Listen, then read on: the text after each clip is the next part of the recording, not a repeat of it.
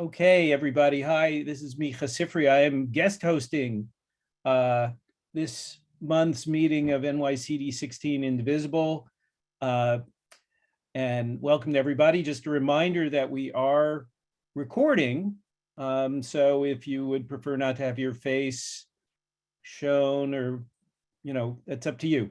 But we do record these meetings so that we have them available for people who may miss the good stuff, and all of it will also come back to you in an email, all the important information that's going to be shared. Next slide, please.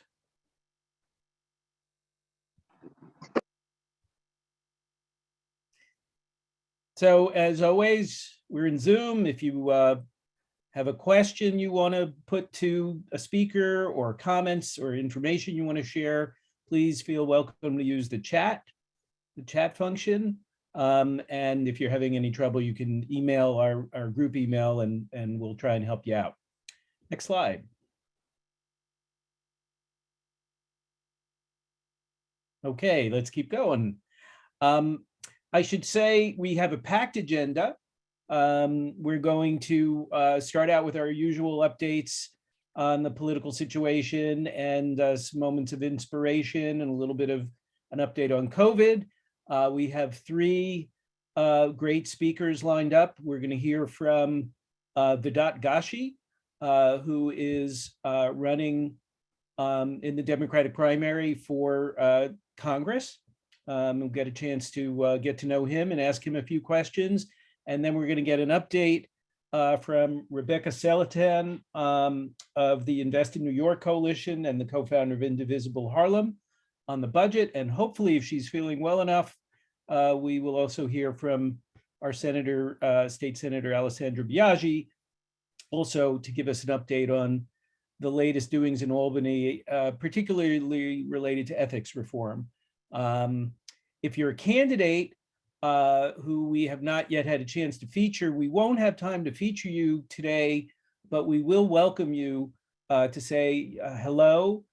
So please put your information in the chat so we can get to you.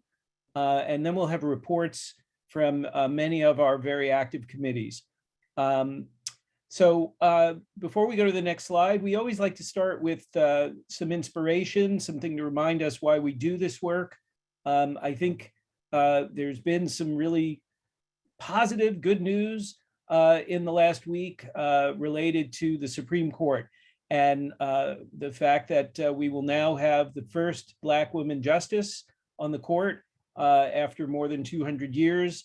The Supreme Court finally beginning to actually look like America. And for that, we have to thank President Biden and the Democrats in the Senate and 3 Republicans who actually did the right thing and voted to confirm her. But it was a very troubling process, a lot of ugly behavior coming from the MAGA side of the Republican Party. And so we thought we'd play this little snippet next of part of Senator Cory Booker law school. Talking to. I didn't serve on the law review. You did. I didn't clerk at every level of the federal court. You clerked for a Supreme Court justice, one widely respected on both sides, which really shaped you. And you did not get there because of some left-wing agenda.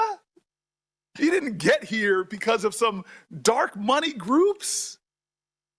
You got here how every Black woman in America who's gotten anywhere has done, by being like Ginger Rogers said, I did everything Fred Astaire did, but backwards in heels. And I want to tell you, when I look at you, this is why I get emotional.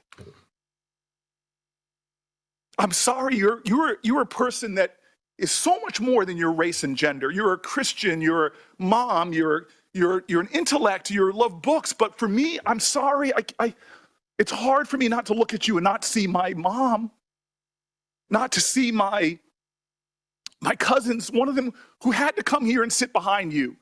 She had to have your back. I see my ancestors and yours. Nobody's going to steal the joy of that woman in the street or the calls that I'm getting or the texts. Nobody's going to steal that joy. You have earned this spot. You are worthy. You are a great American. Amen to that. So let's not forget the importance of that. And now, speaking of things that inspired us in the last week, I take a moment of personal privilege here. I went down on Friday to Staten Island to go visit the JFK 8 warehouse, where about 2,600 workers a week ago Friday voted for the first time in history at any Amazon plant in the country. They voted to authorize a union, the Amazon labor union. And it really reminded me of that Margaret Mead quote, never doubt that a small group of thoughtful, committed individuals can change the world. In fact, it's the only thing that ever has. A month ago, the Amazon labor union had $3 in their bank account.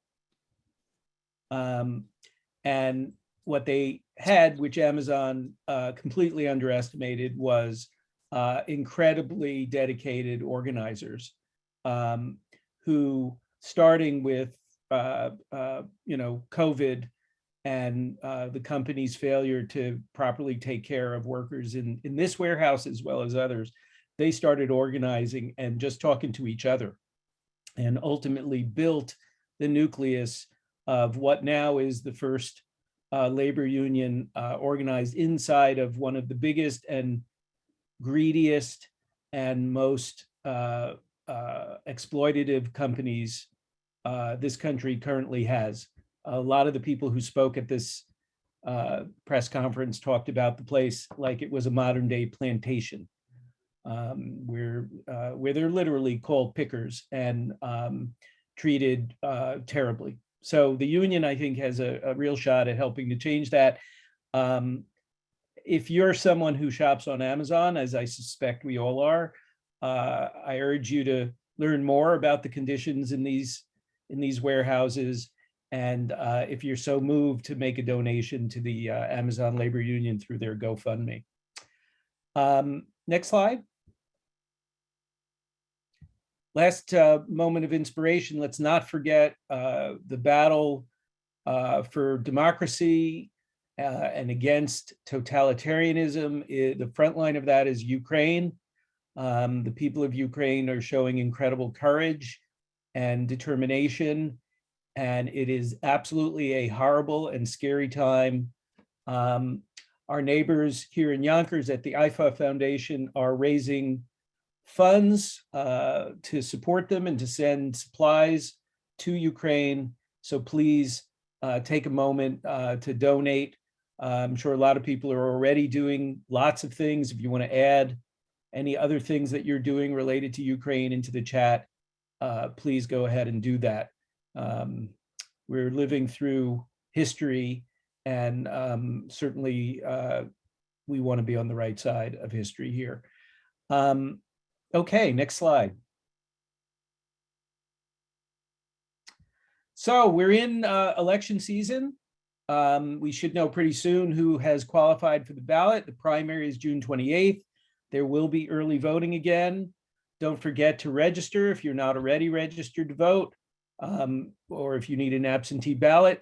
You know the drill. Next slide. Okay, the COVID news. I should say, by the way, the reason I'm subbing in for Eileen today is while Eileen is here, she is tending to her partner Liz, who had a medical procedure recently. No, not an emergency, but just she needs to focus on that. And so I'm doing my best to fill in. So I think the bottom line news on COVID, next slide, is infection rates are inching up again, but hospitalization rates have not quite matched. So that's good news. So Eileen, the advice is keep wearing your masks, especially when you're indoors. and get boosted if you are in the age group or immunocompromised. Go get that second booster. Next slide. George Latimer, our county executive, Westchester County executive, you want to give us a quick update on the situation in the county? Sure. We're seeing a rise over the last month in COVID infections and in the positivity rate. It is not an exponential increase as we've seen at other times, but I think many of us feel that it's over, just sort of psychologically with the end of the Omicron surge, and it is not over. We've seen in the last couple of days 300 plus new cases come online, which gives us a number of active cases now over 2,300 active cases, which is more than we've had in the last couple of months. It is correct that the hospitalization numbers are down over what they were 2 months and 3 months ago. We're averaging now about 55 people hospitalized countywide. That's a small number compared to 700 back in January, but it's higher than when we had about 20 a month and a half ago. So I think we have to be vigilant. Everything that was just said by Mika applies. We have to mask wear where we know the circumstances mandate it. And by all means, we are doing everything we can to push vaccinations. We have satellite locations all across the county, and we have to continue the public service energy that goes behind that. Thank you, George. I think one other comment, Eileen mentioned that actually the infection rate in parts of the Northwest Bronx that previously seemed to be doing better is actually higher than some of the poorer parts of the Bronx. So yes, you still got to be careful and sensible, and also take care of your neighbors and people who are most vulnerable by remembering to do things like wear masks indoors. Next slide. On the political front, the very quick redistricting update is, yes, this is still going through the courts. We all assume that these maps, the new maps, are the maps that will be having the primaries in the general this year under. So just, carry on. If that changes, we'll all hear at the same time, and it'll be chaos. And there's nothing we can do about it except roll with it if it happens. But as of now, everyone should just proceed as if these new maps are ultimately going to be upheld and operational. Okay, next slide. Okay, we are, as always, a action-oriented group. And so quickly, before we get to our main speakers, we're going to hear from the folks working on Wind Blue 22. First, we're going to hear from either, is it Sandy or Iris? Sandy. Okay, Sandy, go. Hi, so I'm Sandy Seligson, and I'm working with Iris Dudman. We're doing and organizing the Pennsylvania canvassing on Eastern Pennsylvania in the Lehigh Valley area, which is Bethlehem area. Pennsylvania is a critical state. It has a retiring Democratic governor. We want him replaced by a Democratic governor. There is a Republican senator, Toomey, who is retiring, and we want a new Democratic senator joining the other Democratic senator in a state that voted for Biden. So it's very, very doable.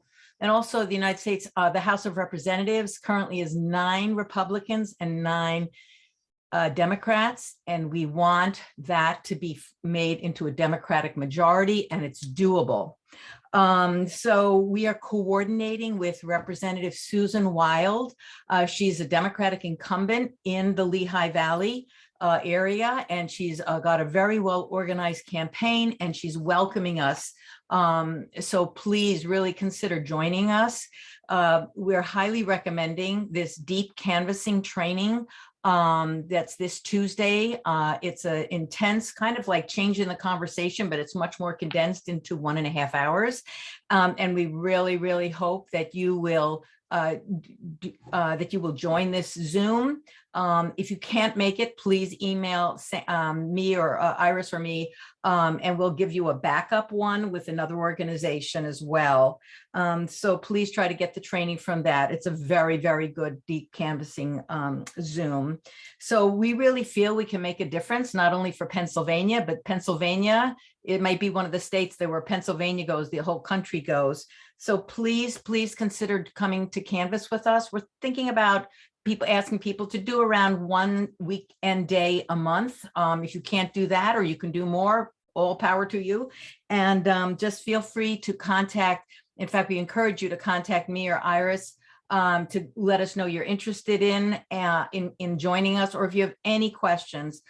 Really, we think this is a very winnable state, and we feel like we can make a difference. Thank you. Thank you, Sandy. And next slide. Also, the Win Blue 22 team is focusing on upstate New York. Is Kim here? Kim? I am here. Thank you, Bob. Great. So I'll give you a real quick update on what's happening with the upstate group. We have 2 events coming up. Really excited about this. This is like fresh from, I know everyone's been waiting for marching orders. This is like literally fresh from the field here.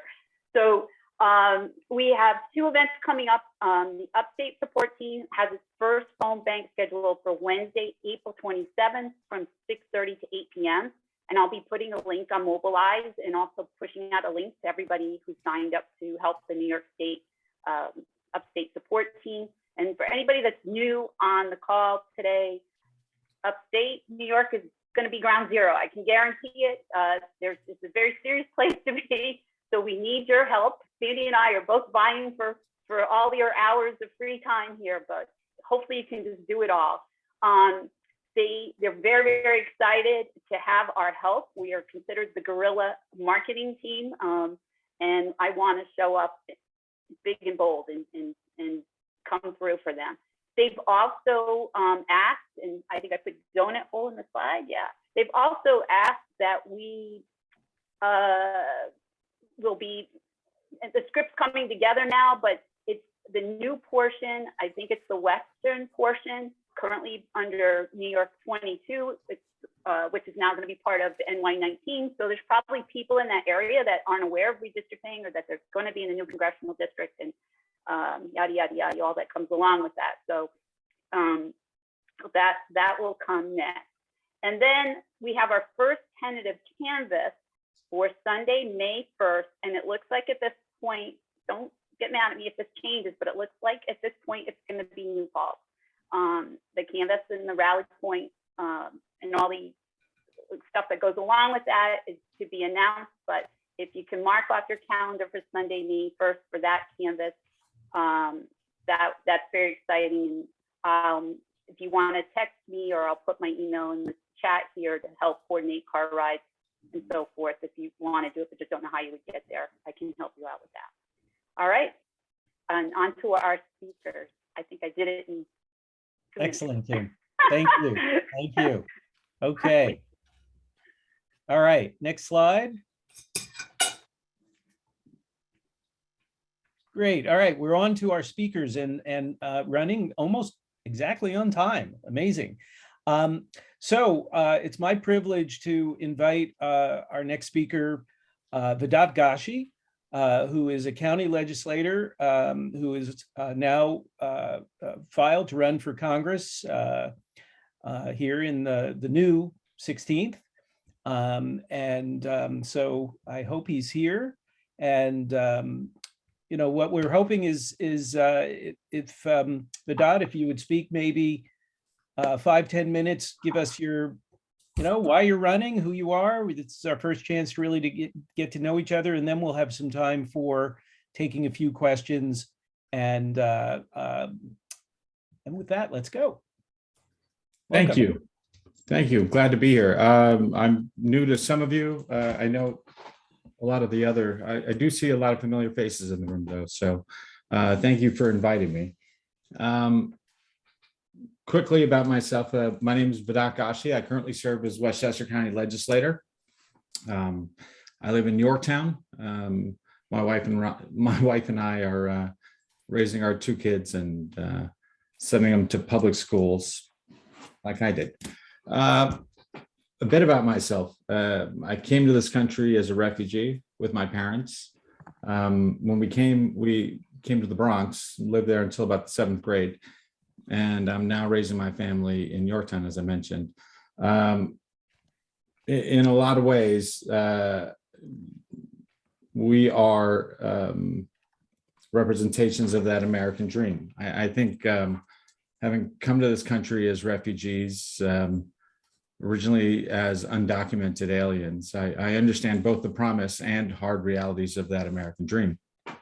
I was born in a country without a democracy, and I'm now pained to see that Democrats are fighting each other instead of working together to get things done. I'd like to focus on, well, I know what it's like to grow up without food on the table, and I'd like to focus on getting real results and focus on our everyday priorities so that we can make sure that we can provide that promise to the next generation. You know, in some ways, I talk about I'm the victim of modest goals. When I was growing up, we didn't have enough food for groceries until the end of the week. And my real goal growing up was to be able to get to pay our bills and to be able to afford those groceries, not to have a jet or whatever. So that was my first thought, that I was limited by my modest goals. And then eventually I thought to myself how I was saved by my modest goals. It freed me to follow my passion, the things that I care about. I'm a lawyer by training. My first job out of law school was an internship, or we called it summer clerkship, but it was an internship with Judge Sonia Sotomayor in the Second Circuit Court of Appeals. And after that, I had a choice. Do I go into a big firm in the city, or do I return to Kosovo, the place where I was born? They just had a war and needed to write laws and build institutions.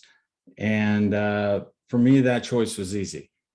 And it wasn't guided by money. My first salary in Kosovo, I think, was 1,400 euros, which, to be fair, is good money in Kosovo, but not anywhere else almost. Well, not in the United States for an attorney. I went there thinking I'd stay there for 3 months, but I stayed 5 years total. I helped write laws, build institutions, and get Kosovo ready for independence. And after 5 years, Kosovo declared independence.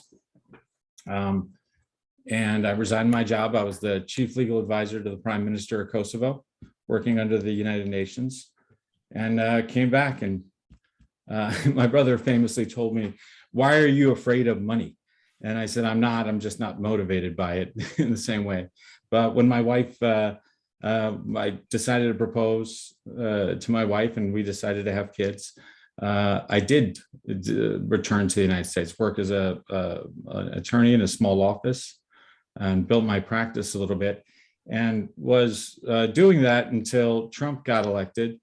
And I thought, at least partially, maybe quite a bit, by demonizing immigrants and Muslims.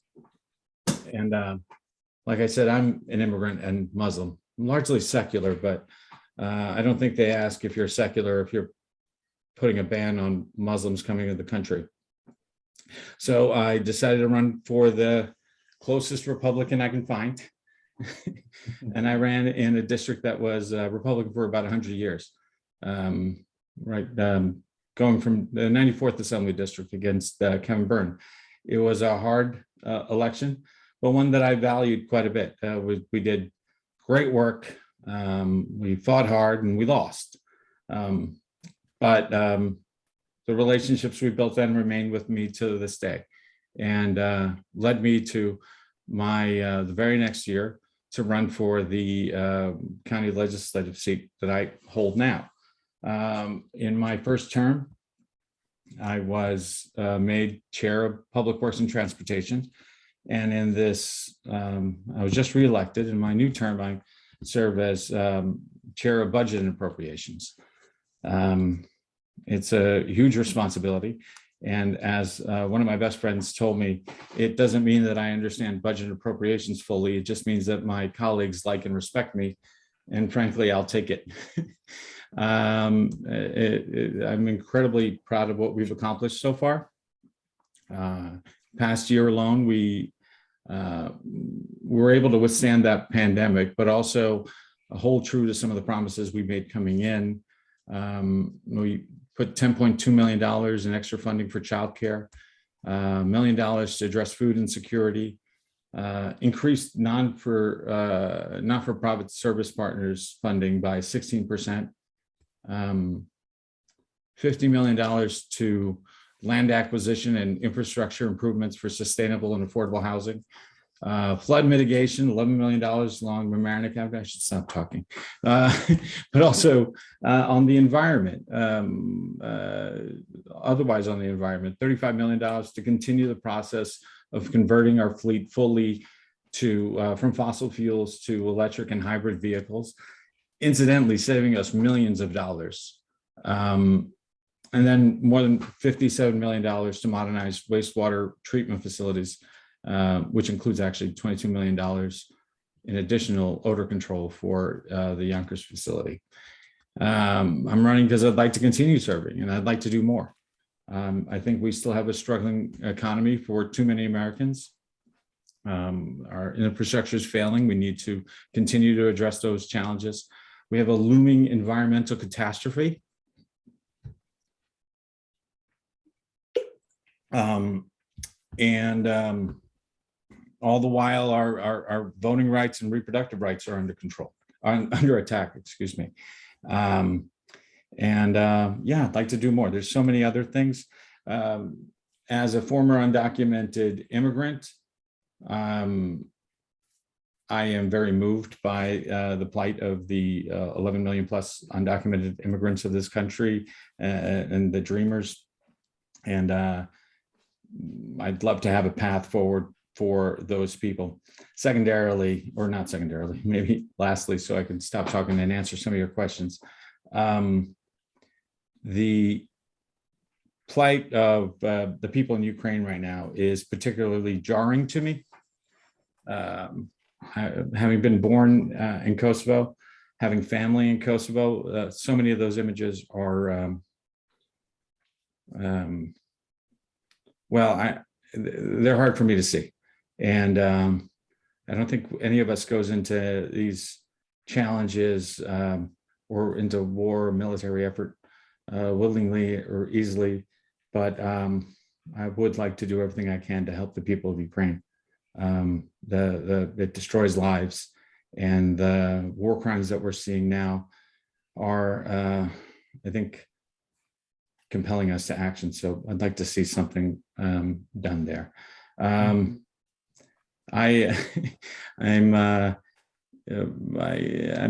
a politician, I guess, but not the sort of politician like so many other. I'm not. The public speaking part is my least favorite part of this job. The part I love is serving, helping people, working together to actually get a result. And that'll mean that I'm not going to always agree with everybody. There's going to be quite a few things that we'll disagree with. And I never promise that I'll agree on every point, but I will promise to hear you out, to discuss it, and make the best decision while not compromising my integrity at any point. This is an overwhelmingly Democratic district. There's some people that are upset at me for running even.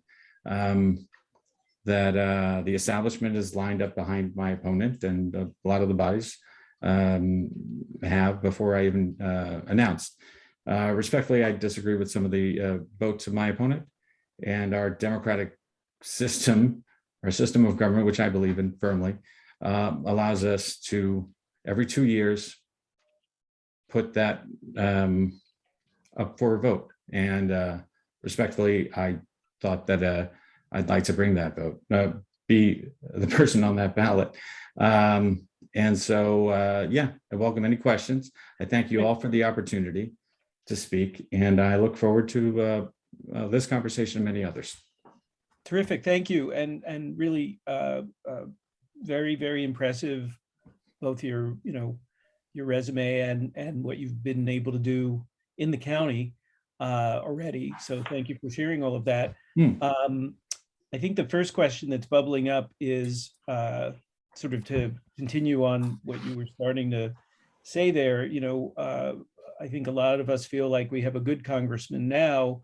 Why do you feel the need to replace him? What votes do you disagree with? It seems like you do agree on most of the issues. So we're curious, why primary?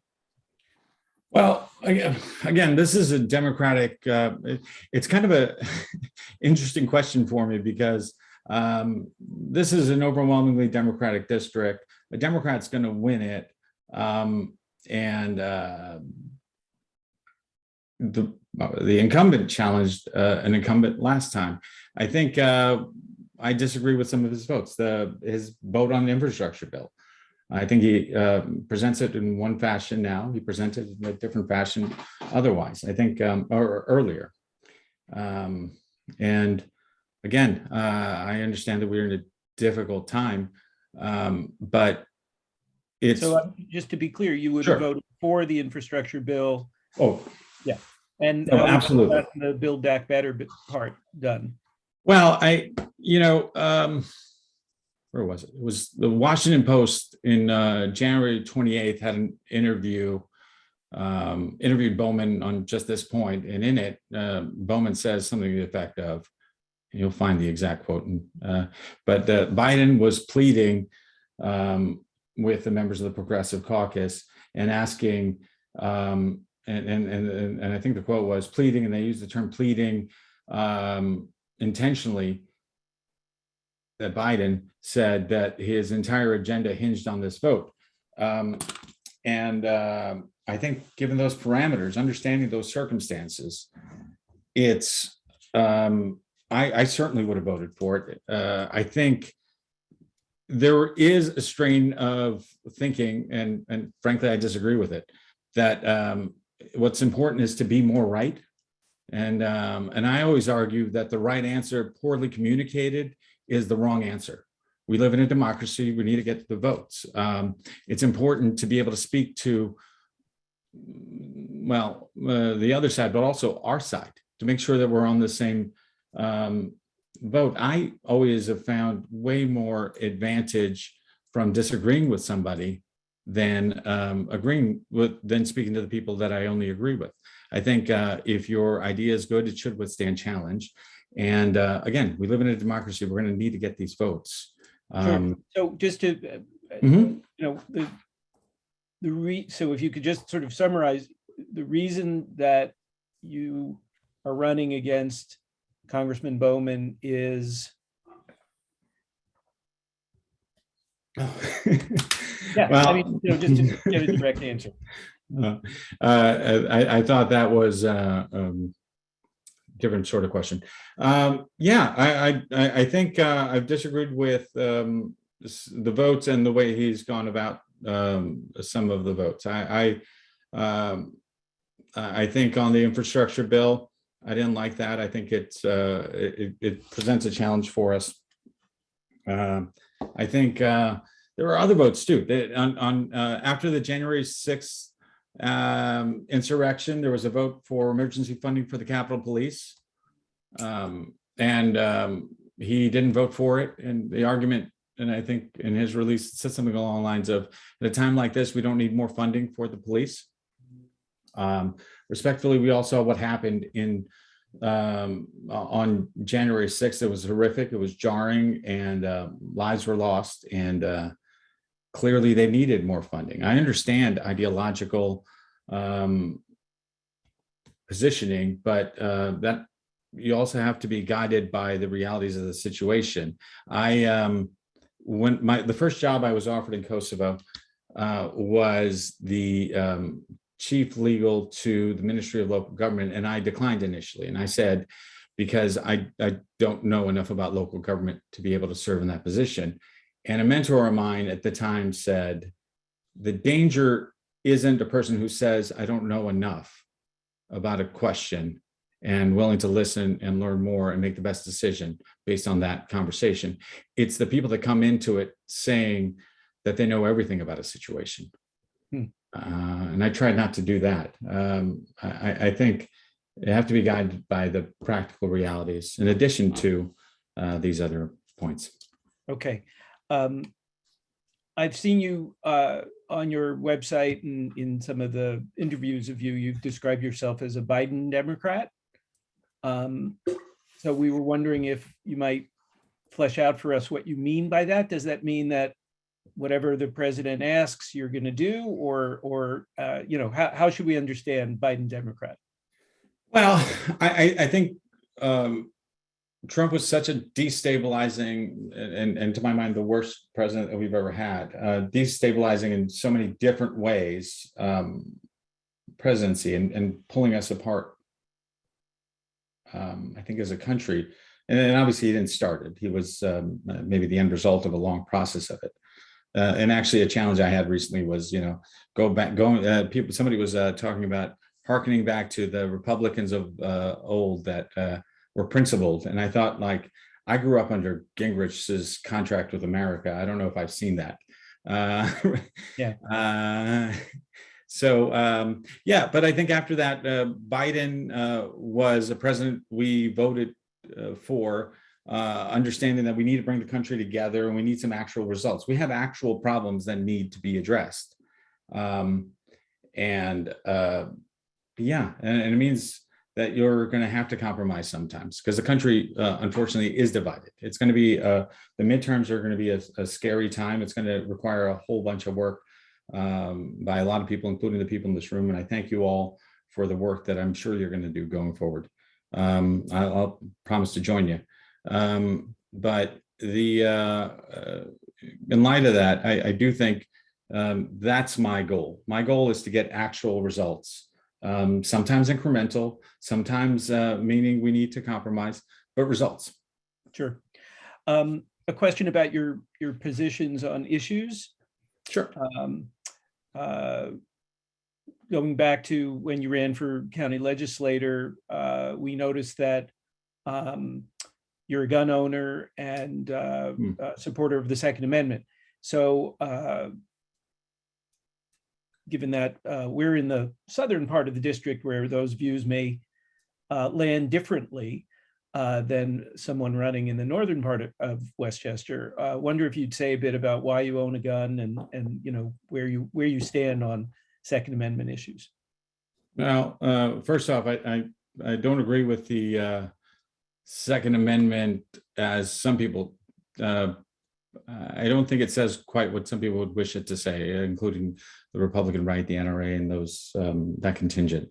I am a gun owner, and I think, despite being a gun owner, for every election that I've had, I've been endorsed as a gun safe candidate by Moms Demand Action, and every town for guns. I think gun ownership, sometimes it's we obviously have more deaths in the United States due to guns than any country in the world. Underrated and underplayed aspect of that is how much of that comes from self-harm, the people dying by suicide, the ready access to the implement by which you could end your life is something that's, I think, terribly unsafe and not smart thing. I believe in responsible gun ownership. I think there should be instances when you can take away guns from somebody. I think we should have a thorough vetting of people with guns. Right now, I'm working with every town in Moms Demand Action to put forward a bill that requires safety messaging at places where guns are going to be sold, requiring that they post these. And I think, sensible gun storage is also important. But I think that these are all aspects. I think it's convenient to simplify it, but they're complicated questions.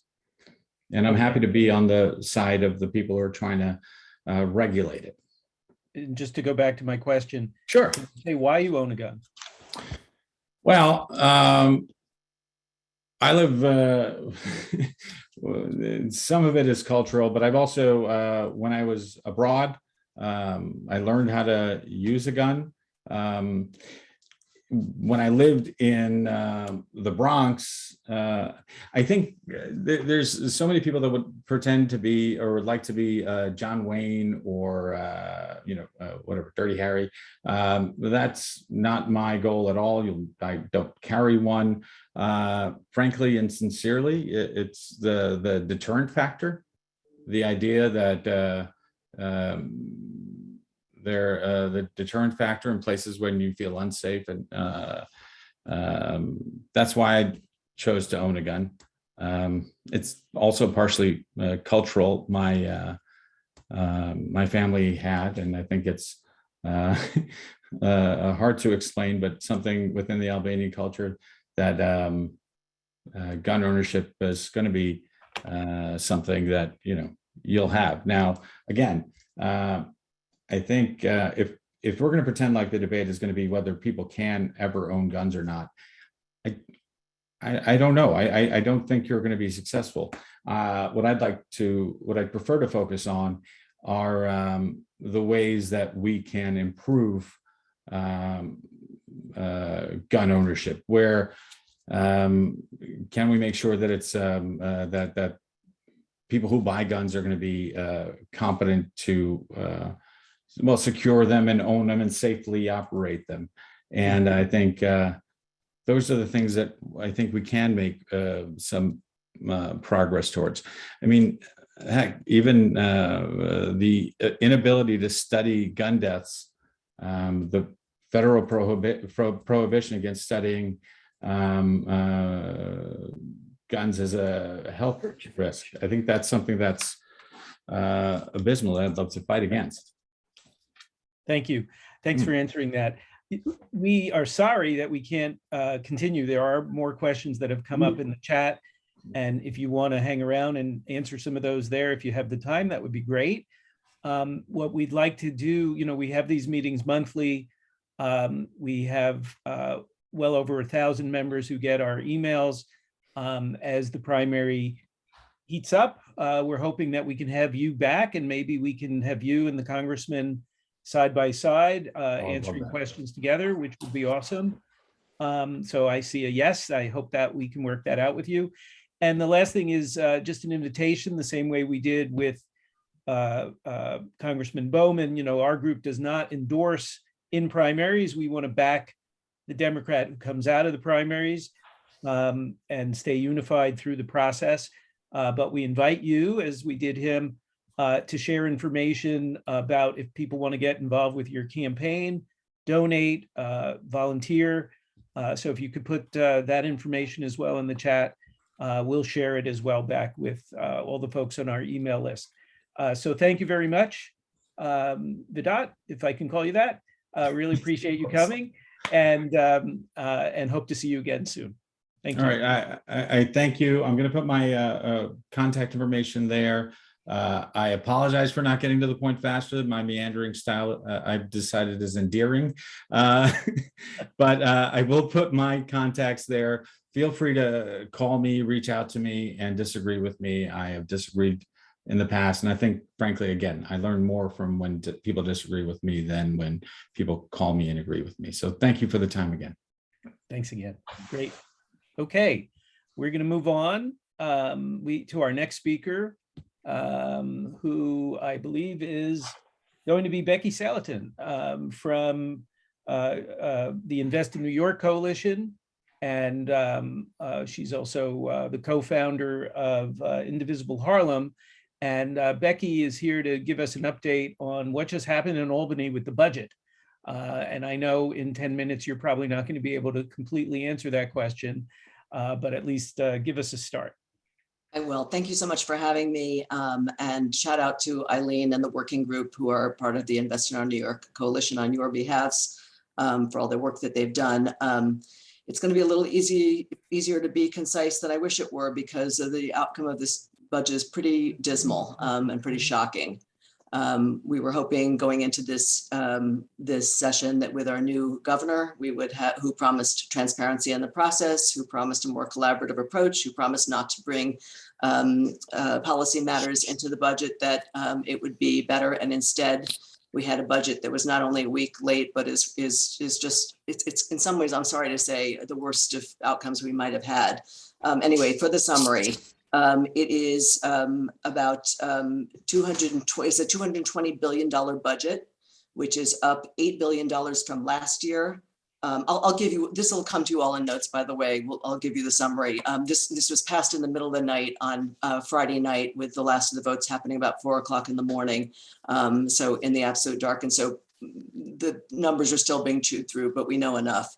It's up $8 billion from last year, up $4 billion from Hochul's original proposed budget.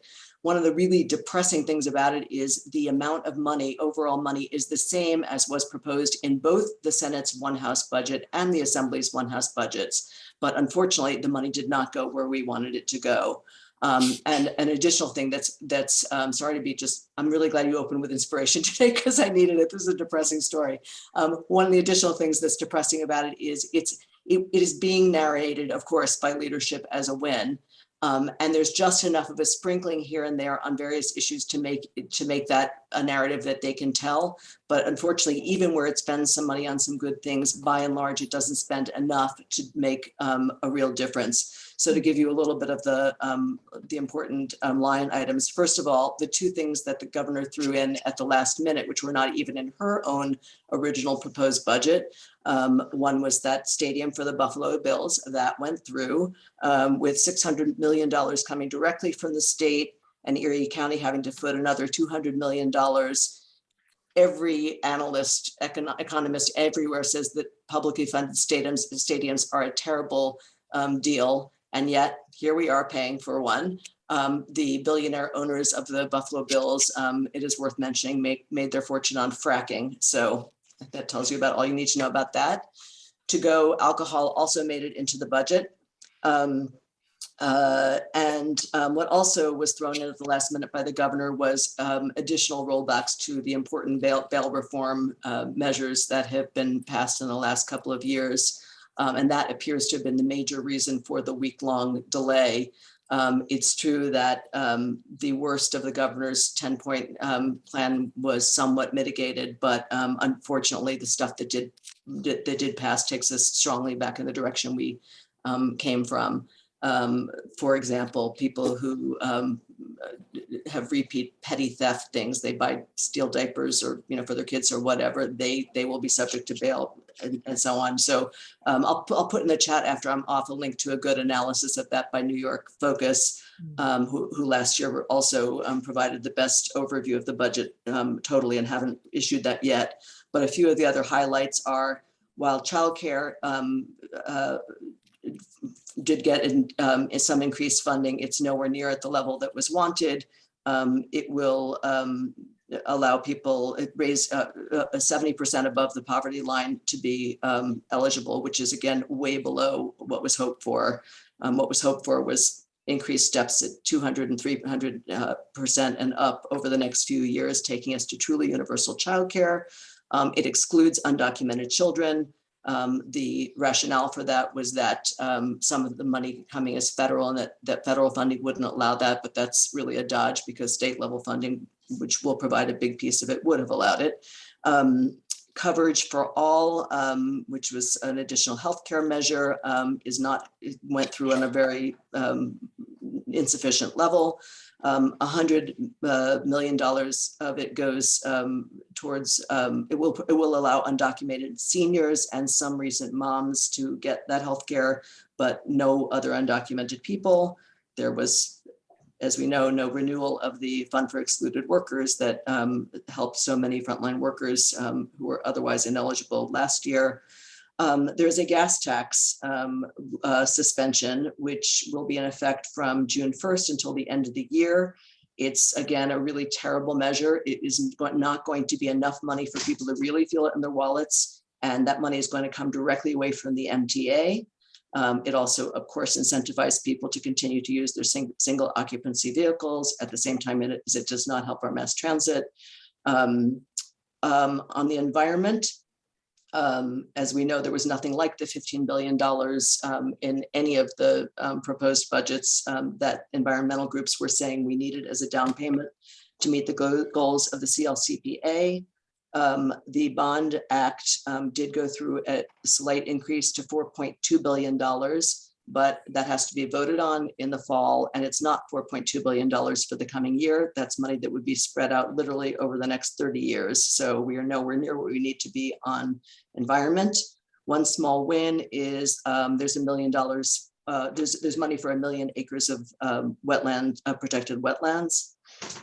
Fair pay for home care got a very modest increase. Again, nothing like the 150% increase that advocates were pushing for. And again, just in some regions, this means they're going to get like a very modest increase over the next couple of years. In some regions, they will still be making less than somebody makes at McDonald's. And in some places, this will push full-time workers up just to the point where they will no longer qualify for food stamps. So there will be incentive for home care workers to work less, not more. Just when we already don't have enough home care for the state's needs. The housing access vote on housing access voucher is not in the budget at all. There is $250 million set aside to help with utility arrears, and there is $800 million for emergency rental assistance program, not what was asked, but at least something. Unfair elections, there is a little good news there. Absentee ballots are going to be mailed with postage paid return envelopes, and there's going to be more access on campuses. Again, more tax credits to corporations and more extensions of economic development, no real reforms to that. CUNY and SUNY, $1.5 billion had been asked for in both the Assembly and Senate One House budgets, and instead it's to the tune of $400 million. There will be some increased tuition assistance to incarcerated individuals. Ethics reforms, such as they are that went through, are not good. 421A, the soon to be sunsetting luxury real estate developer subsidy, which Brad Lander and others housing activists had strongly lobbied against, is not in the budget, which is a good thing, nor its evil twin, the nearly as bad version that the governor was proposing. But because that is policy, not strictly speaking a budget matter, it can and certainly will come up in the remainder of the session. So here I am, just a lot of really terrible news for you. What questions do you have? Sure. Well, thank you for covering so much in such detail so quickly. I guess if you had to sum it up, what happened? Is it that it's a continuation of business as usual by the governor? I mean, what's your interpretation of why it ended up this way?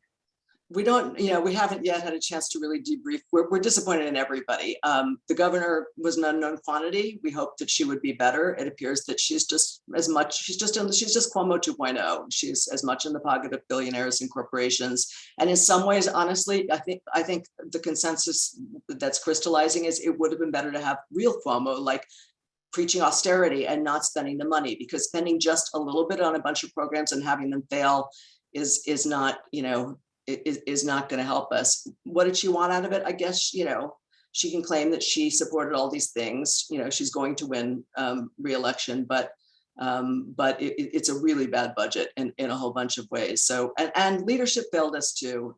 So if there's a takeaway from this, I'll give you a few, and you'll be hearing more from us about this coming up. First of all, although we have some brave and good activist members in both the Senate and the Assembly, we don't have enough of them.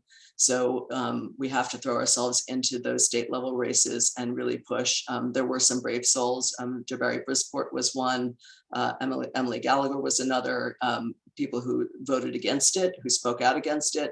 but we don't have enough of them, and they have to feel our force. They have to be reminded. What was particularly painful this year is we've given them everything they asked for. We gave them a majority. We got rid of the IDC. We gave them a majority, then we gave them a super majority. And last year we got them over $4 billion in new revenue, taxing the very rich, which nobody moved away. Nobody felt the pinch, and we were able to have real wins, but they take us for granted. So they have to feel it. So the takeaways are, we have to get involved. We have to really push on the Assembly and Senate races. We have to make sure that campaigns are focused on talking about this. There will be a sign-on letter coming immediately with a statement from the Indivisible Investor in New York generalist groups like ours. The advocacy organizations have already begun to issue their own statements protesting this budget. But it's important that we narrate back, because there are these little crumbs here and there, it's easy for them to say, oh, we paid for all these things. We have to narrate back, and we have to make candidates understand how to talk about this. For the races that we're involved in. Deb, I don't know about the casinos and gambling yet. I'll send on additional when I get it. I think I just don't know.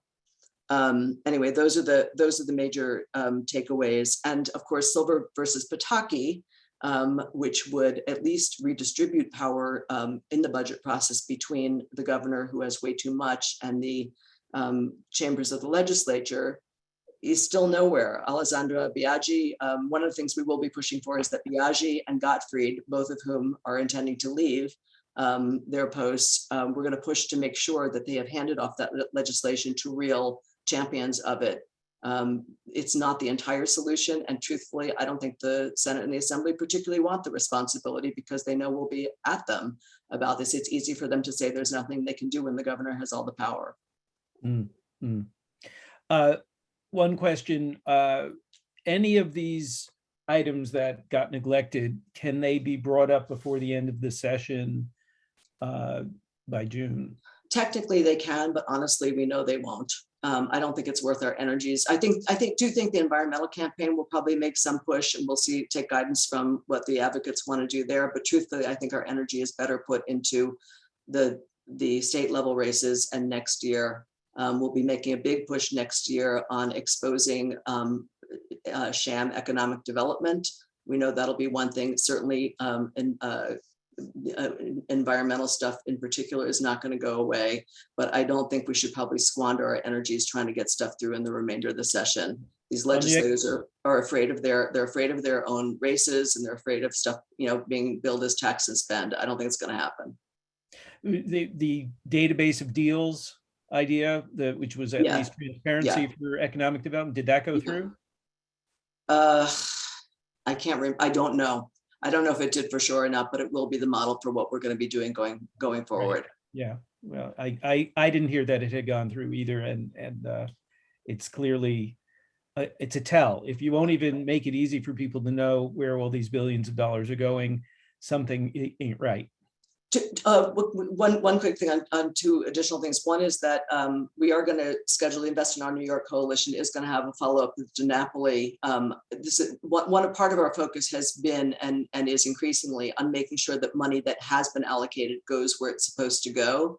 And that is, I suppose, some small silver lining, and that we can do a better job funding some of the things on our agenda, probably with monies that are already out there. And it's important to create transparency around that. So I will make sure that when we get that scheduled, which will probably be sometime in May, that information is shared. And if I had another point to make, I can't remember what it was. All right, well, we're out of time. Thank you so much for an incredible update, and we're looking forward to keeping a close eye on all of this with you, and I'm sure we'll be joining in as a partner in the Invest in New York work. So thank you very much, Becky. Thanks so much. I'll put a couple of things in the chat before I check out. Great. Okay, so our next speaker, I'm not sure if she's here yet, so I think what I'm going to do is take a moment to invite anybody. We do have some candidates here who maybe we can give a minute to say hello. I think Christian Amato, who's running for the state Senate seat. Are you here, Christian?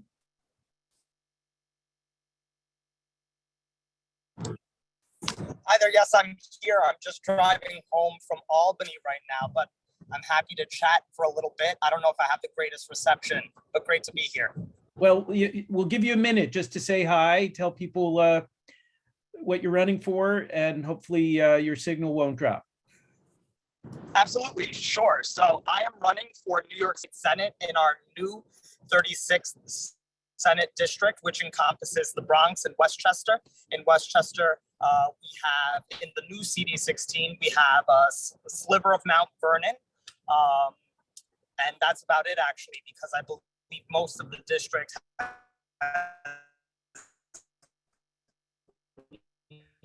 Okay, and you're going through a dead zone.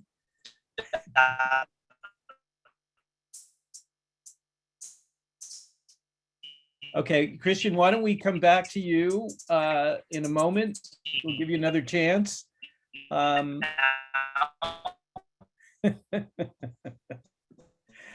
Oh, the wonders of technology and the New York Turnpike.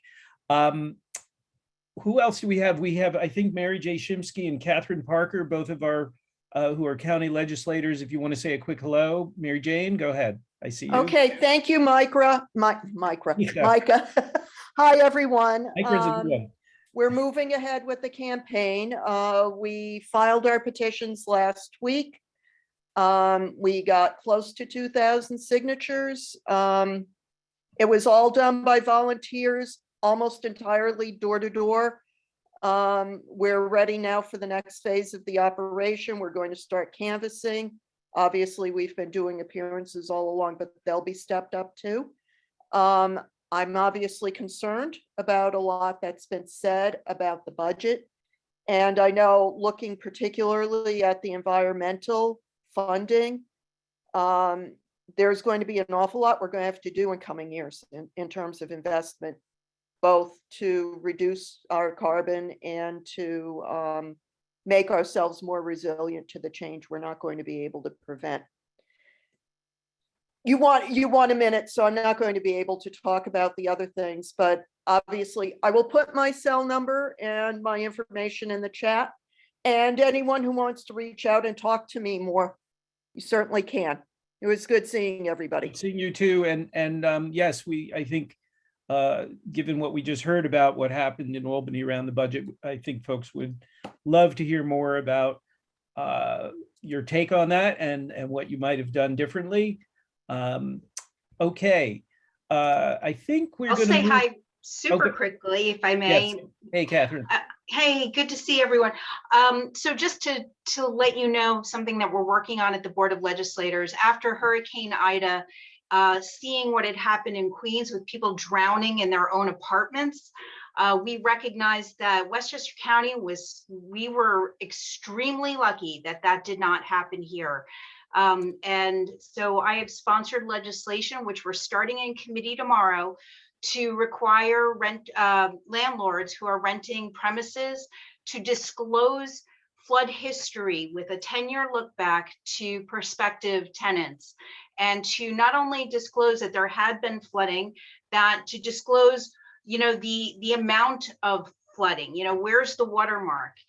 Because we really want people to go into a transaction eyes wide open and there to be transparency, and we want to make sure that we are protecting people from potential loss of life. So we're starting that. There'll be a public hearing. I would love additional public input. Of course, I have people in my district, Mamaroneck and Rye, who certainly have suffered a lot with Ida and flooding, and people that will be speaking. But I think other parts of the county also, we saw flooding all over. So if anybody is interested, please drop me a note at parker@westchesterlegislators.com. Thank you. Thanks a lot, Catherine. Christian, we'll give you one more chance if you want to try chiming in again from the car. Can you hear me? Can hear you, yes. Great. So on Thursday, I went up to Albany. We submitted our petition signatures, submitted over 2,000 petition signatures, and I'm happy to say that our campaign is on the ballot, barring any challenges, which we may learn about on Monday. I was in Albany this weekend for caucus weekend, advocating for portions of the budget. I will be releasing a statement on the budget later this week, but in my opinion, I think we settled for crumbs. I don't know why elected officials are celebrating. The budget is certainly not revolutionary or anything deserving of praise. In addition to that, I believe that we could have worked harder, especially in the Senate. Many of the senators certainly caved compared to the Assembly, which put up a great fight. And I watched many of those Assembly members leave events in order to go back into session. Beyond that, I'm happy about the direction our campaign is going. Tonight at 6 p.m., I do have our campaign launch huddle. I will put the details of that in the chat, so anyone who's interested in signing up can join us. I'm running a community-centered campaign. I've been an organizer in this district for a decade. I've worked alongside many of you to help defeat the IDC and worked on many other campaigns that have overlapped in this region. As I said earlier, most of this district, CD16 is no longer part of, but as always, I'm happy to attend these meetings and support this grassroots organization, which has done incredible work throughout the region. And it's great to be here just to listen. Thank you, Christian. And unfortunately, you're breaking up so again. much. And I'll put my details in the chat. Thank you, thank you, thank you. We got the gist of everything you had to say. Appreciate that. Before we go to our committee reports, I think I also just want to quickly recognize Steve Otis, Assembly member who is here, as he is often. Just say hi, Steve. Good to see you. Thank you for coming. Mika, can I just say a quick word? Is that okay? Yeah, quickly. Sure. Go ahead. Sure. Just, I'd say at a future meeting, we could have, I think, a longer discussion on the budget process. I think that Rebecca highlighted some disappointments many of us have about some of the outcomes. There were also some very big successes on education, on the environment, on childcare that we fought hard for. Certainly disappointed about the childcare piece, about excluding undocumented children, which is, I think, unconscionable. But there was a lot more struggle and pushback on many of these issues, certainly from the Assembly, certainly a lot of pushback on the criminal justice issues. And yes, we are at a legal disadvantage because of the old Pataki v. Silver court decision, which puts the legislature in the budget process at a disadvantage.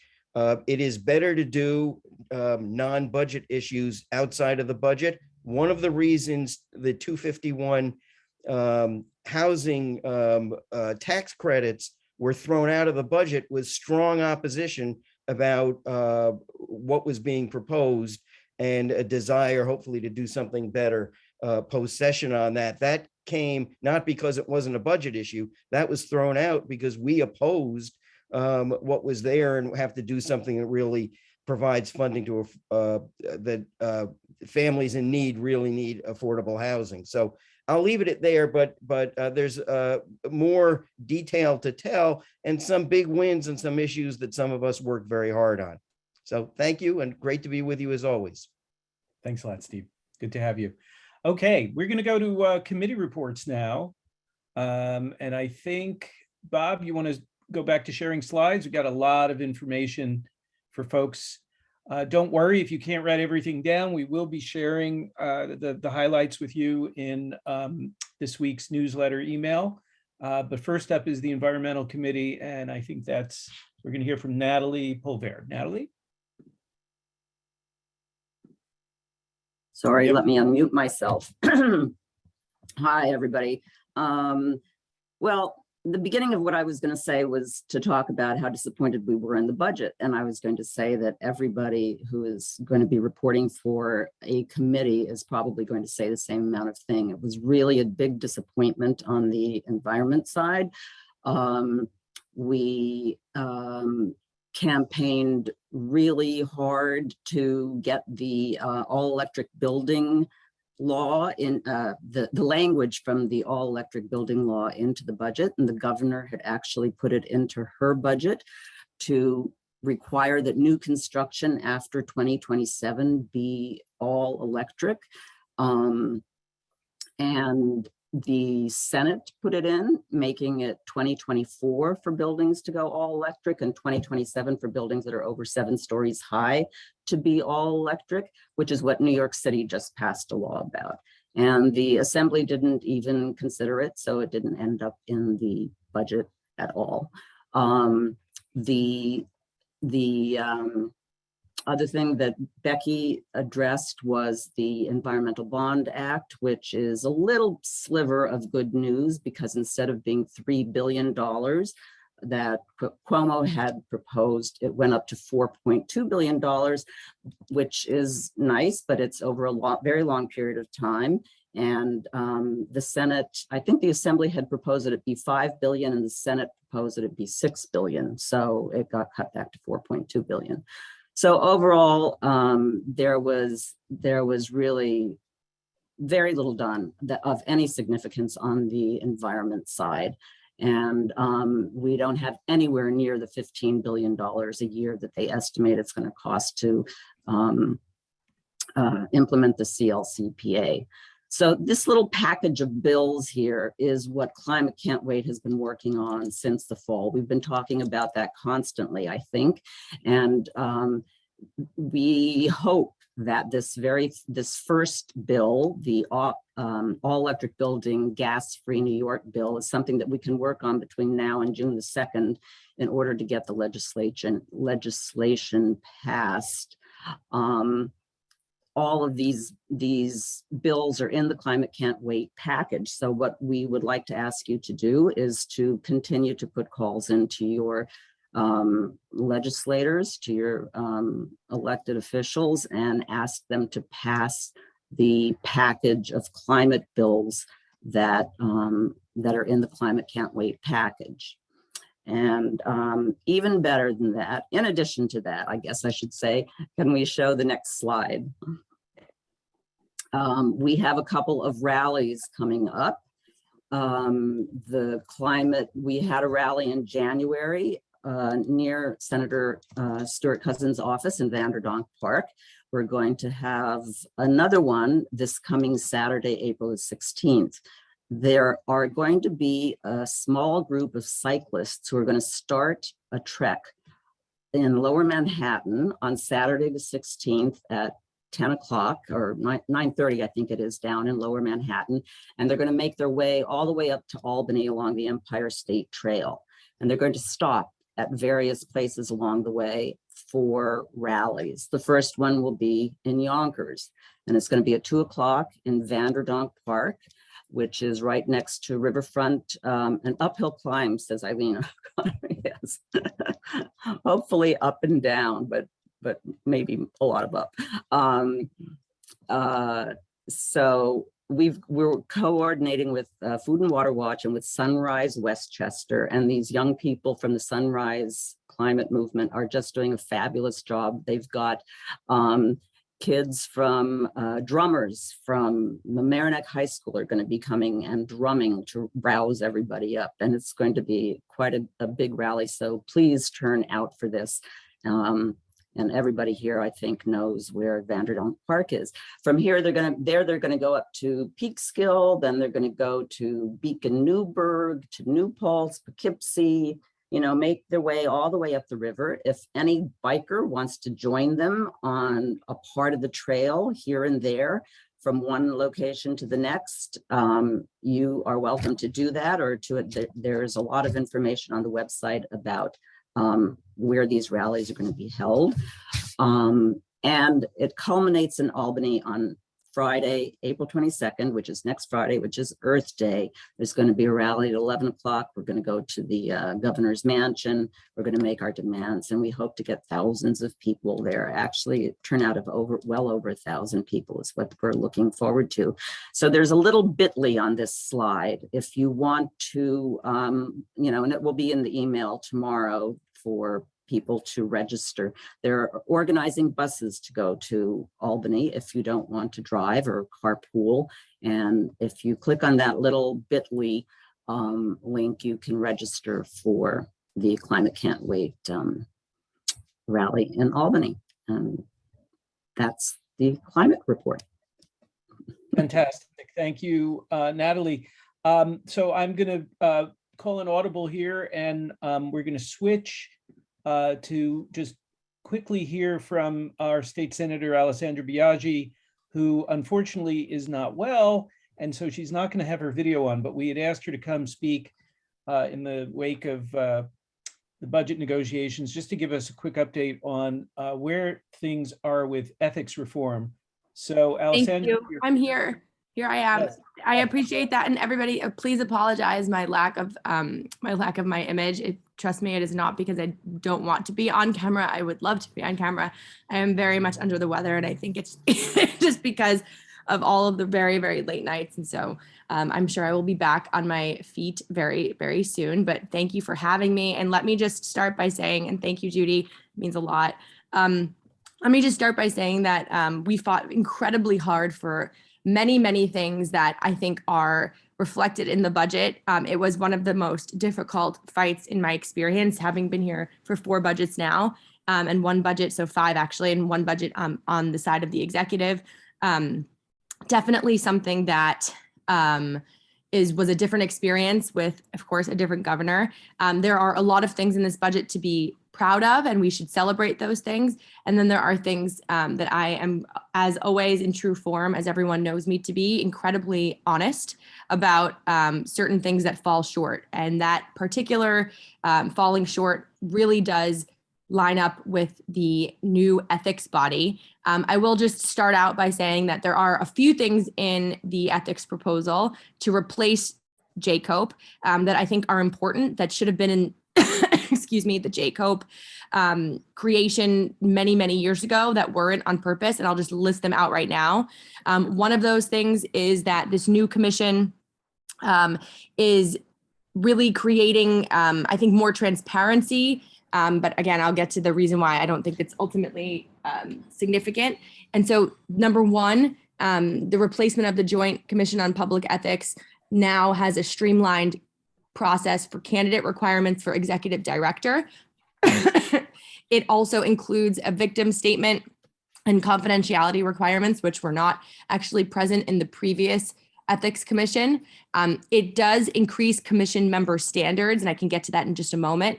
And it also specifies that unfounded complaints are not FOIL accessible. Okay, so those are some good things that are in this particular section of the budget for ethics. However, it's really important that everyone know that this new creation of an ethics commission has parts to it that are highly problematic. The first of which, and I think perhaps the most important of which, is that there are still political appointees. And so anytime that there are political appointees in an ethics commission, what happens is there is, I think, an inherent conflict of interest. In 2 of the hearings that we had in this past year, specifically including other state Senate committee ethics chairs and in different states around the country, California, Alaska, New Jersey, Connecticut, and a few others, what we learned was that part of the reason why their ethics commissions did so well and were able to function without conflicts of interest was because the people who were appointing the members who sat on the ethics commission were actually not political appointees. And the people who sat on the commission were actually people from the public that would put a resume forward and then fulfill certain qualifications that were defined by statute. In New York, we fought very, very, very hard to have certain qualifications listed out in a statute to determine what it would mean for somebody to actually serve excuse me, on the Ethics Commission. That unfortunately did not actually happen, which means that there are certain things listed in the statute to say, well, if you are an ethics, if you're an ethics commissioner, you have to satisfy these certain requirements, but it's very ambiguous. It is very vague. And why that matters perhaps more than anything is because the people who will be approving those commissioners are law school deans. Law school deans do not have experience or expertise or subject matter expertise in ethics. That is something that I know simply because when I realized that this was something that was going to stay in the Ethics Commission proposal, I personally took it upon myself to call every single law school dean in the state of New York. And I did that because I had an instinct that perhaps it hadn't been done. And so when I learned that it hadn't been done, and I also learned that they felt not only like this proposal was something that would put their institutions at risk because they are nonpartisan institutions that want, frankly, nothing to do with politics, and that they were deeply concerned that not only did they not have the expertise, but that they didn't even have a statute to follow to determine whether if a resume comes forward, they could line it up against certain qualifications, that they would be very much at a loss when it came to even being able to approve the right people. The last thing I'll just say about that is that in my conversations with them, which I told them, of course, I would never say who said what or or when it was said.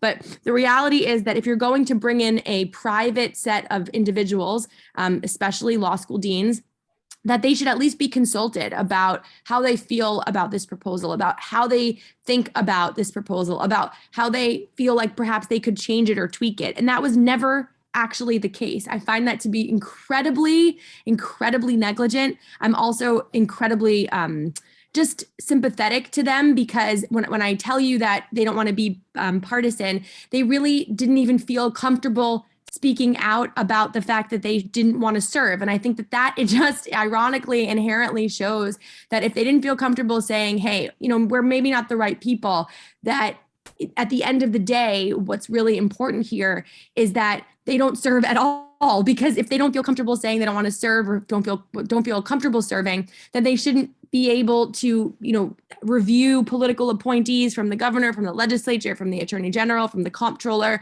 And that is, I think, just underscoring why this is really problematic. The last thing I said that was the last thing. It's not. I just remembered something else I want to share. The last thing I will just share with you is that the number, even when I realized that political appointees would be the way that this would happen, I really fought very, very hard to make sure that every single person who was appointing somebody to the commission was actually getting the same number of people, meaning if the governor has a political appointee, it's one person. If the comptroller has a political appointee, it's one person. If the legislative leaders have a majority, minority, one person.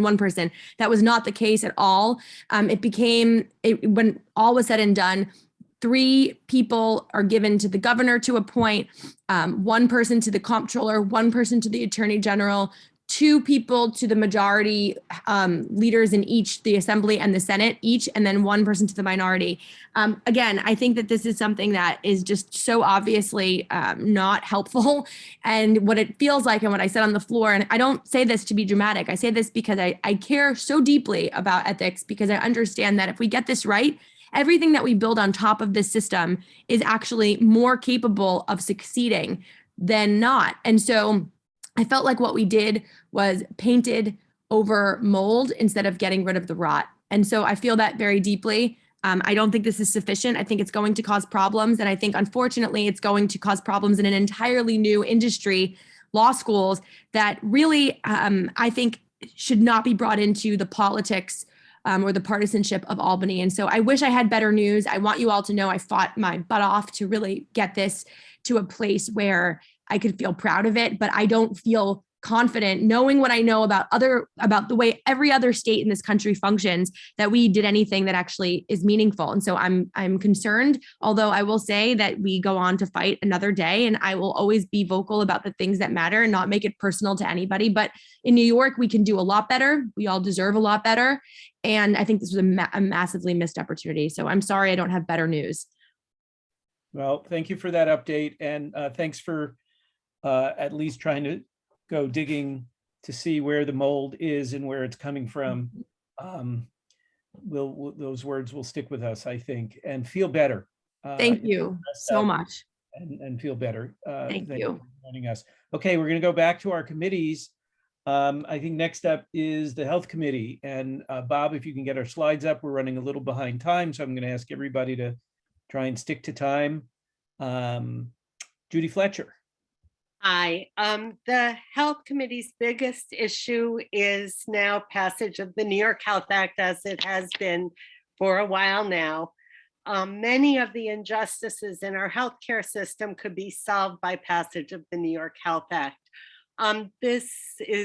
We need an earlier slide, the one before this, I think. Thank you. So it's pretty much the same asks as it's been.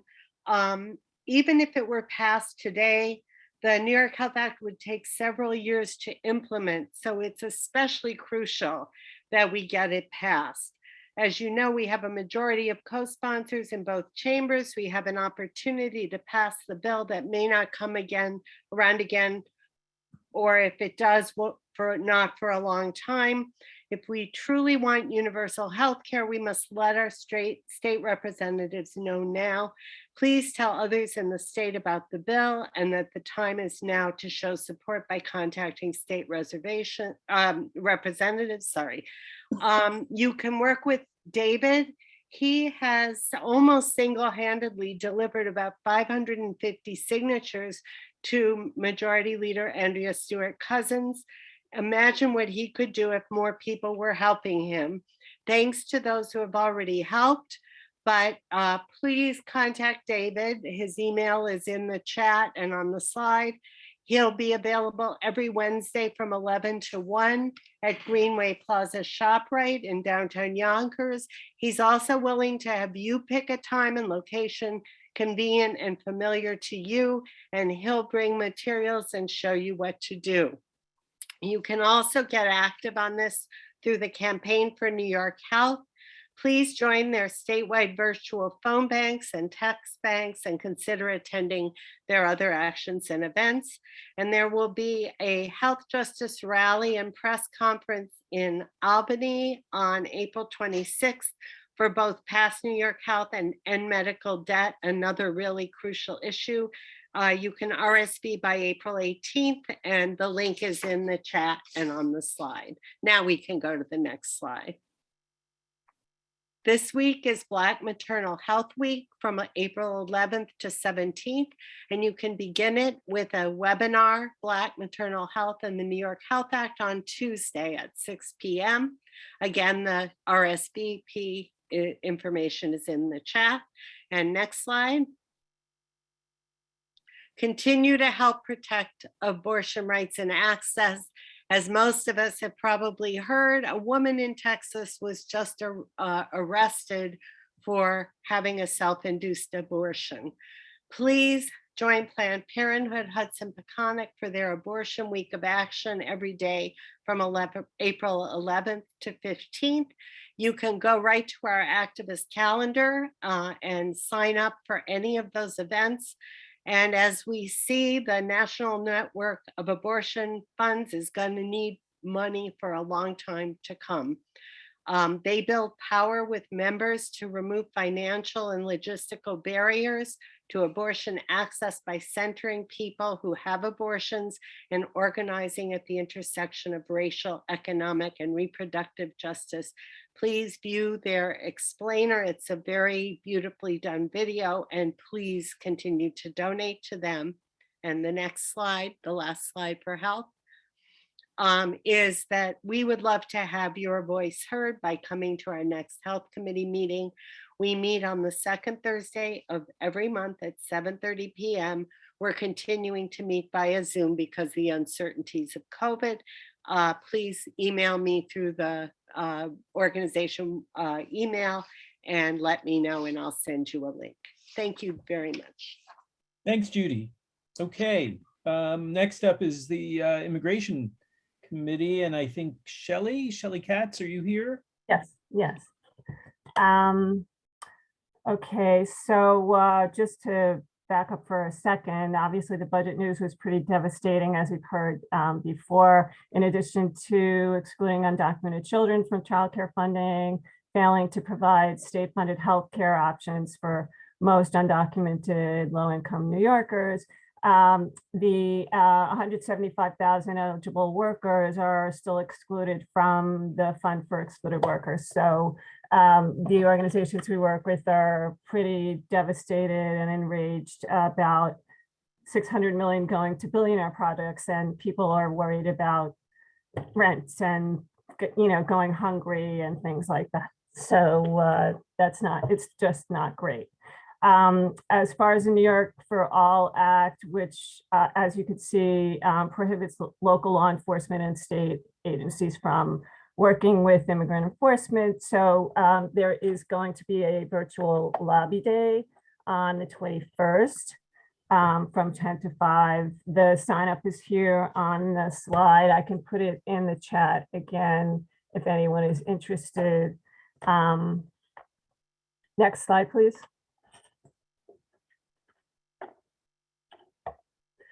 Title 42, the good news and the not so good news. So Title 42, finally, the Biden administration is ending, thank goodness, this crazy public health ridiculousness, May 23rd.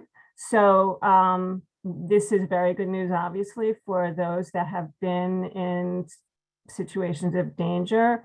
However, there still remain conflicts among conservatives and even moderate Democrats who are worrying that lifting this restriction could hurt them politically.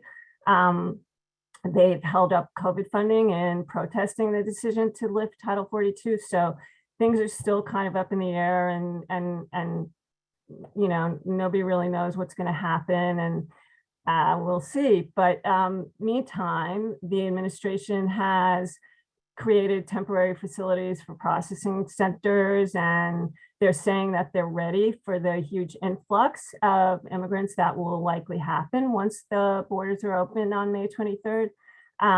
They are also relying heavily on partnering with the NGO organizations, which is a good thing. Funding for citizenship and immigration services to process claims more quickly, as well as decreasing the detention budget and increasing funds for alternatives to detention. So that's good news too. And they're changing immigration court system. Children must not face detention without a lawyer right now, which is a really good thing. So our hope is the Ukraine response shows that we have the capacity for humanitarian relief. So we're hoping that this will continue on for our Black and brown migrants as well. Thanks a lot, Shelley.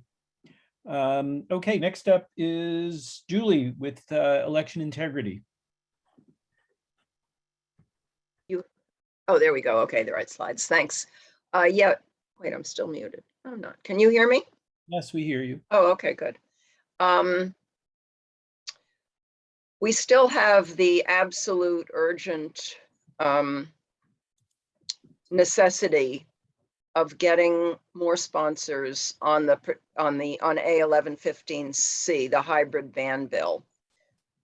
The urgency of this has not changed. What we've learned is that after a good meeting with the staff of Election Law Committee Chair Walker, that probably the most persuasive argument for legislators remains the fact that hybrid voting machines of the sort that are about to be certified, if we don't pass A1115C, cause long, long, long lines at polling places. So today, what I want to do is recruit 8 or 10 of you to make a commitment to send an email. We've got a template email ready for you. It's now, the link to it is in the chat.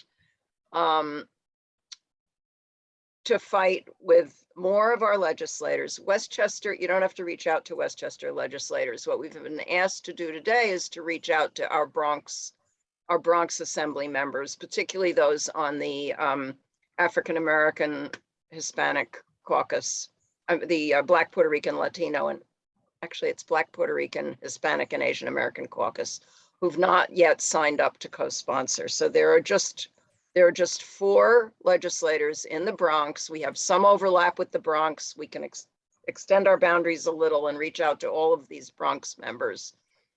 So I'm just asking you to set up meetings to help co-sponsor the hybrid ban bill. And to, if I can get a few people to direct message me in the chat to give me a commitment. Right now, the caucus is meeting. So today, they're still meeting as we speak. So if we can get some emails out today, that would be wonderful. Tomorrow morning, some phone calls would be great. So are there a few people who can say yes to making to sending out a few emails today with the emails already pre-written for you? can you direct message me in the chat if you're willing to? This is about voter access to the polls, because the ES&S Express Vote Excel and the Dominion ICX are touchscreen voting machines. Nobody can, we will lose our right to hand mark paper ballots. You want to go back to the prior slide? Okay, prior one. We'll lose our right to hand mark paper ballots. We'll lose the right to secure ballots after you vote on these. If somebody hacks these machines, or if the voting machine goes awry, there can be added marks marked on your ballot after you cast it. The ES and Express Vote Excel that's up for certification now, if this bill doesn't pass, miscounted thousands of votes in Pennsylvania, tens of thousands of votes. It was so badly miscounted that that's the only reason they knew they had to look at the paper ballots. Had it only miscounted dozens of votes, nobody would have even done a recount. So this is very dangerous for unverifiable elections. So we're stuck with the Dominion ICE. We know we can't pass this bill without it having a legacy clause that'll let the counties that bought them keep them. But now the worst ones are coming forward, the Dominion ICX and the ESNX Express Vote Excel that are touch screens. So we've really got to pass this if we want to be able to say we have free and fair elections. This is the Democratic Party position, and they're right. The last election, the 2020 election, was very fair, partly because so many people voted on hand-marked paper ballots because of the pandemic. But now New York, which pioneered in getting hand-marked paper ballots, is about to lose them if we don't pass this bill. You want to go to the last slide? So sorry, the next to the last slide, I apologize. There are some other bills that we are fighting for. If we get to set up we are setting up some meetings with legislators. We're letting them all know that we're also asking for these. Our best bet for actually getting the assembly, for getting a bill passed, is probably the first one listed under let's get better auditing and ballot access, because S286A passed the Senate last spring, early summer. So, and this was the Democratic caucus's position in the lawsuit that they lost. A judge said, no, they're not public images. So the Democratic Party position has been their public images. So this should be a no-brainer if we can get it on the agenda. The John R. Lewis Voting Rights Act, we hope for, because partly it's like the A1115C.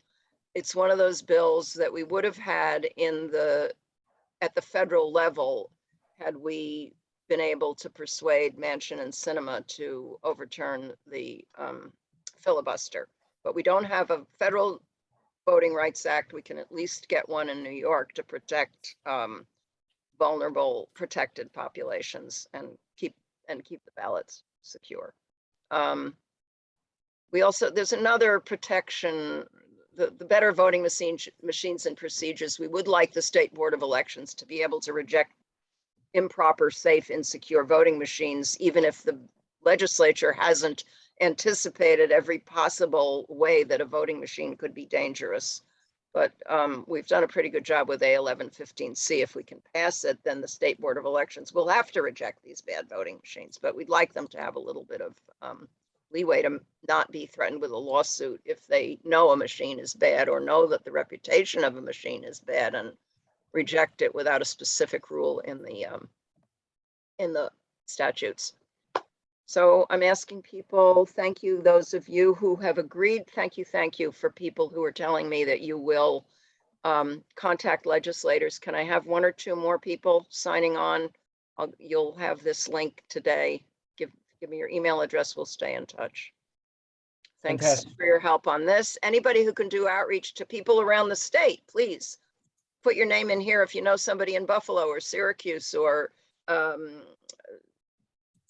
any part of Western New York, Niagara, anywhere upstate, West State. Thanks. Okay, thank you. Thank you, all of you who are signing on. Appreciate it. We have two more committee reports. Criminal Justice, Steve Siebert. Yes, I forgive what's going to be a somewhat impassioned committee report. A little hot. I know. From the outset, the Criminal Justice Committee's focus has been on amplifying the voices of organizations working for criminal justice reform that are led by impacted peoples. And that voice, after Governor Hochul's last-minute insertion into the budget process of a memo to roll back bail reform. Steve, please just lower your volume a tiny bit, if you could. Okay, hold on. Just Here. How's that? Better? now we can't hear you at all. What's that? Keep going. Okay. Keep going. You know, despite what Governor Hochul's last-minute insertion in the budget process, that voice, and it's admittedly as a provocative rally chant, was hell no, Cuomo 2.0. And that's what Rebecca Saletan said, and she's spot on. Overall, and yes, I respect what Steve Otis said, but I think that we had reason to expect much more. This is a deeply disturbing process with extremely troubling results. The stark reality is that the budget just adopted by New York State includes really problematic rollbacks of criminal justice reform, headlined by proposals to undo bail reform enacted 2 years ago and what seemed like deals made behind closed doors driven largely by political calculations. The fact is that on criminal justice matters led by Governor Cuomo, fear has triumphed over facts. While Hochul herself stated explicitly that the bail reform was not responsible for the recent spike in violence, she proposed rollbacks at will, even when weakened by kickback from the legislature, have one clear result: outcomes that will again disproportionately impact poor communities and people of color. Although studies estimate that the legislators' counter proposals, which were adopted after the kickback, would only, quote, impact between 500 to perhaps 1,500 people rather than Hochul's 5,000 to 10,000. The result is that New York State will be incarcerating even more people of color, all as a result of what seems like a clearly political ploy on the part of the governor to move to the right as she faces re-election, hopes for re-election.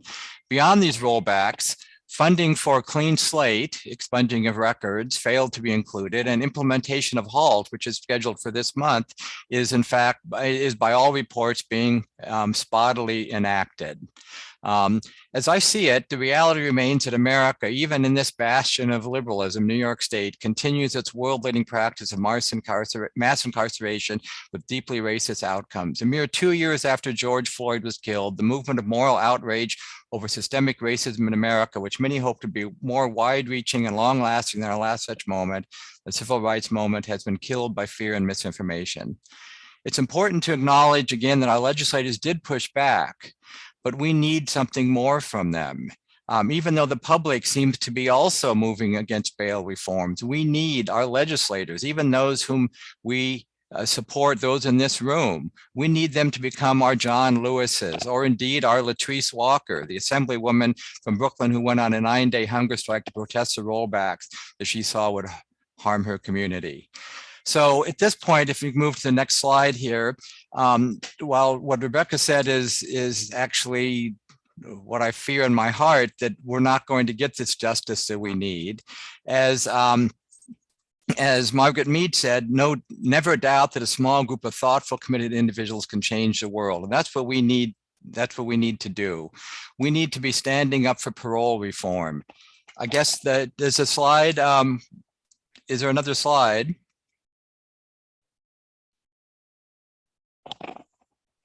You got it. Okay. So there are two bills that really shouldn't be subject to the fear that around bail reform. Just giving people who have served their sentences a chance to go before the parole board, and if they've shown themselves, as so many have, to be people of who've changed themselves and are able to return to the communities. So we need to keep speaking the truth, even if the politics look really bad. And for that, in the last slide here, I urge you to start making your voice heard by joining a rally next Wednesday at 12 p.m. in the same park that environmental justice is coming up, to join in the parole at that meeting. So thank you. Okay, thank you, Steve. And I think we're down to our last committee report. Deb Porter will fill us in on what's going on with the school board fights. Yes, I can. Thank you. I'm putting something in the chat because it's about to be school board election time. Teach the Truth has endorsed slates of board members in Eastchester and in Lakeland, which is part of Yorktown. The only one that's up in public already is the one in Eastchester. I put in the chat. It's called forthestudents.org, and they could use volunteers and they could use money. So please donate. It's very hard to raise money for school board campaigns, and they're not that expensive, so you get a lot of bang for your buck.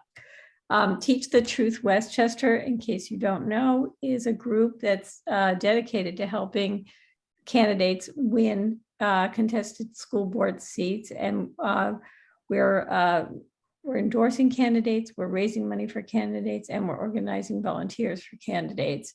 We're trying to push back on people who are trying to leverage the so-called critical race theory, divisive tactics, the anti-mask tactics, and they're highly funded by groups, right-wing groups, like think tanks, like the Heritage Foundation and the American Enterprise Institute.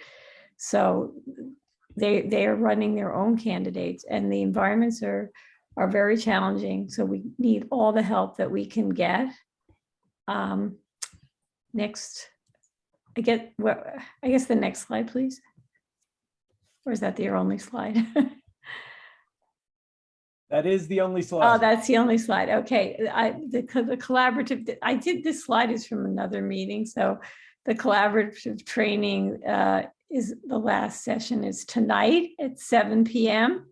And it's really for people to just ask questions. Mainly it's candidates who are going to be coming.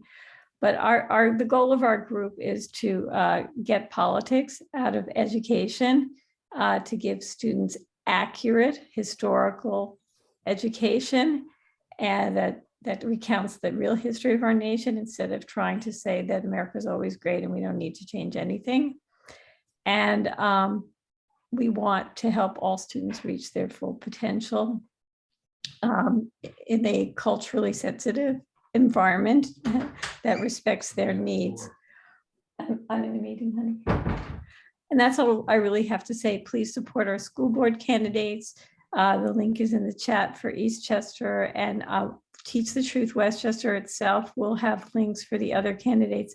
The people who are running up county are not going to put their information out there until they have to file their petitions, because the environment is so toxic out there. They don't want to give advance notice to their opponents. Wow. Wow. Thank you for that update. Yeah. And folks, definitely, this is where a few dollars can go a long way to fighting Absolutely. back this wave. Okay, we've reached the end of our meeting. Just a reminder that our next meeting is Sunday, May 15th, same time, 12:30. Maybe. Micah, before you go, can I say hello? Tom Abenanti. Oh, well, yes, so it's pretty late. So make it quick, Tom. I will just be very brief. I want to say hello to everyone. I don't have the energy to say much more. I was up for 24 hours helping to pass a budget. We went from 11 o'clock on Friday morning until 9:30 yesterday. I had 2 hours sleep on the couch in my office. And then I had to come back down here and go to an event. So I finally have recovered after one night's sleep. But we passed a very good budget. There was a delay for 7 days. I know some people have been critical of it, of the budget. The reason we had a 7-day delay is we were pushing back against some of the reforms that the governor wanted to impose. Reforms of the bail reform was one of them. A lot of us did not consider that to be a reform. And so I think we preserved the essence of the bail reform of 4 years ago. It was whittled away a little bit 2 years ago, but I think we preserved the essence of it. That was one of the reasons why it took 7 days. The speaker was very strong on that point, and so that was one of the reasons. Our whole argument is that there should not be any policy in the budget. And so therefore, even the good stuff we stripped out, because it was very hard to push back against the governor's proposed policy proposals if we were pushing our own policy. So some policy got into the budget, but we tried to get most of it out, even the stuff that we liked, because that we never would have concluded the budget. From a money point of view, I think we funded a lot of good things. I'd like to come back and discuss it with you sometime in the future. If you can schedule me, I'd very much appreciate that. But let me just say that that everybody should look forward to helping us pass a $4.2 billion bond act for the environment. I'd like to discuss that when I come back too. But we really need help to get that out there. You saw what the Republicans did last time to some things that we had put up. They demonized, making it easier to vote. They demonized some other things. So we're going to need to work together to get this bond act passed. Thank you for letting me say hello, and I'm looking forward to coming back at a scheduled time. Right. And on that point, I suggest you be in touch with Eileen so that we can, have you in the program in a more formal way. But thank you. Okay. So everybody, that's the formal end of the meeting. You're welcome to stay for a little bit. We'll keep the Zoom open for folks saying goodbye or chit-chatting. Our next steering committee meeting is Tuesday night, May 10th. As everybody knows, those meetings are welcome to anyone who has attended at least 3 of our general meetings. And you can check our website for all the upcoming action opportunities that we may have. There's a lot going on. Spring is here, and as I think everybody heard, there's a lot of activity in the streets, on the phones, and there are many important ways to pitch in and keep on fighting. So thank you again for coming. And if folks want to unmute, as Alice Walker likes to say, activism is my rent for living on the planet. If folks want to just come on and wave goodbye, Bob, if you want to stop sharing your slides so we can do that. Thank you all for hanging with us, and we'll see you again next month. Thanks, everybody. Bye.